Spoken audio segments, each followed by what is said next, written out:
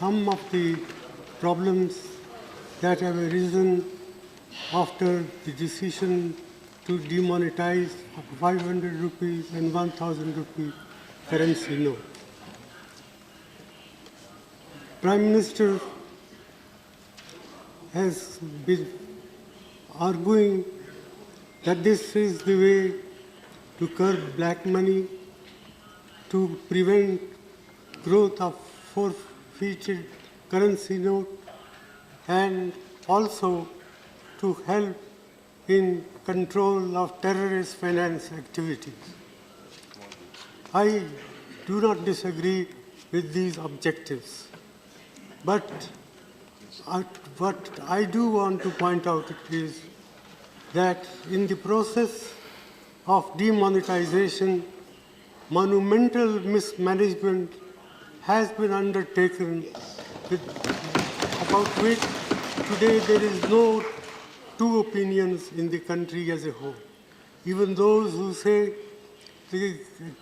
that this measure will do harm or will cause distress in the short run, but be in the interest of the country in the long run. Well, I am reminded of what John Keynes said once, in the long run, all of us are dead. And therefore, it is important to take note of the grievances of the people, the ordinary people who have suffered as a result of this imposition on the country overnight by the Prime Minister. And I say so with all responsibility that the outcome, we do not know what will be the final outcome. Prime Minister has said that we should wait for 50 days. Well, 50 days is a short period, but for those who are poor and deprived sections of the community, even 50 days torture can bring about disastrous effect. And that's why about 60 to 65 people have lost their lives, maybe more. And what is more is, what has been done can weaken and erode our people's confidence in the currency system and in the banking system.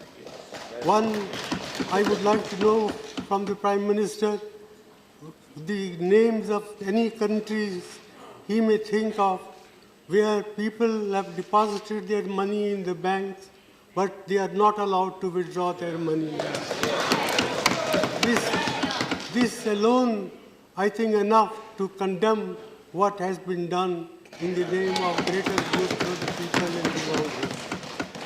And, sir, I would further like to point out that, in my opinion, this scheme of monetization, the way it has been implemented, will hurt agricultural growth in our country, will hurt small industry, will hurt all those people who are in the informal sectors of the economy. And my own feeling is that the national income, that is the GDP of the country, can decline by about 2 percentage points as a result of what has been done. This is an underestimate, not an overestimate. Therefore, I feel that the Prime Minister must come with some constructive proposal how we can implement the scheme and at the same time prevent this distress that has been caused to the common people. It is no good that every day the banking system comes with modification of the rules, the conditions under which people can withdraw money. That reflects very poorly on the Prime Minister's office, on the Finance Minister's office, and on the Reserve Bank of India. I am very sorry that the Reserve Bank of India has been exposed to this sort of criticism, which I think is fully justified. I therefore not like to say much more than this. I urge upon the Prime Minister to find practical, pragmatic ways and means to relieve the distress of the people who happen to be a great majority of our people. After all, 90% of our people work in the informal sector. 55% of our workers in agriculture are feeling distress. The cooperative banking system, which serves large number of people in the rural areas, is non-functional, has been prevented from handling cash.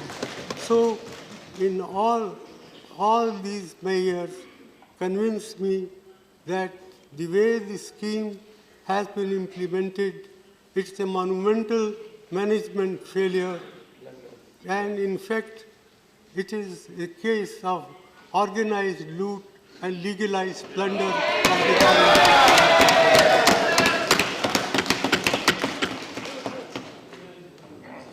With these words, sir, I conclude it is not my intention to pick holes in what one side does or another side does, but I sincerely hope that the Prime Minister will, even at this late hour, will help us to find practical, pragmatic ways and means to provide relief to the suffering people of this country. Thank you. Thank you.